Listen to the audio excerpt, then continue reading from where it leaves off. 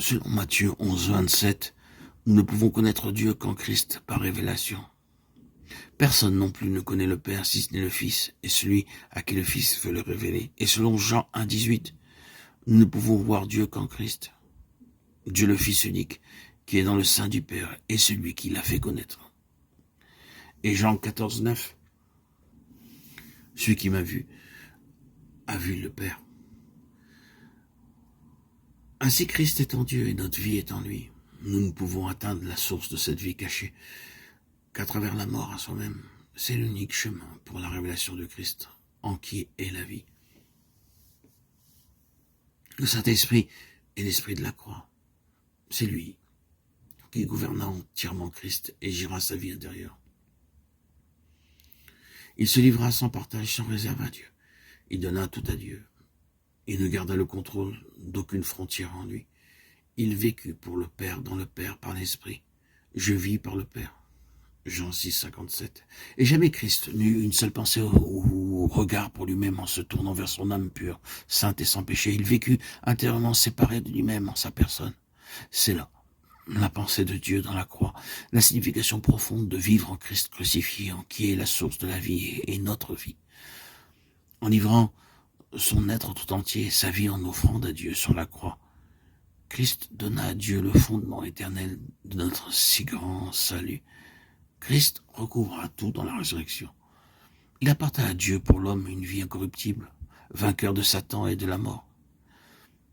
Ainsi, de la croix jaillit la résurrection. La croix demeure au centre de tout le dessein de Dieu, car le principe de la croix était dans le cœur de Dieu avant que le monde fût, et ce fut en raison de ce principe qu'il mit Adam devant un choix par l'épreuve.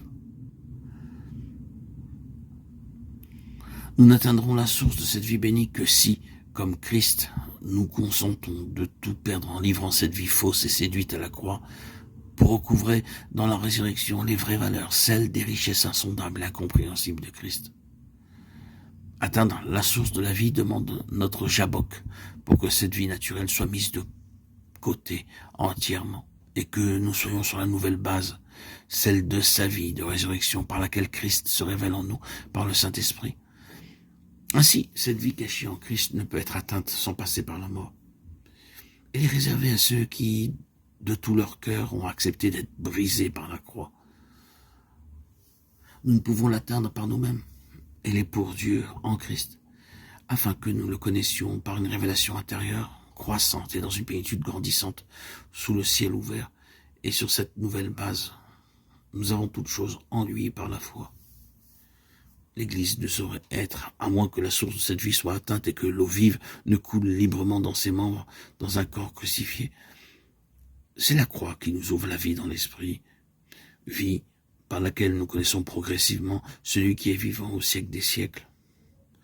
Nous entrons par sa vie qui nous instruit de lui dans la compréhension du mystère caché de tout temps en Dieu, Christ en nous, béni éternellement. Colossiens 1, 27. Nous n'avons aucune faculté en nous qui nous permette d'accéder à cette connaissance, bien que nous puissions croire que nous sommes avancés dans ce domaine. Mais de suite, Dieu nous arrête par cet absolu. Personne non plus ne connaît le Père si ce n'est le Fils et celui à qui le Fils veut le révéler. Matthieu 11, 27.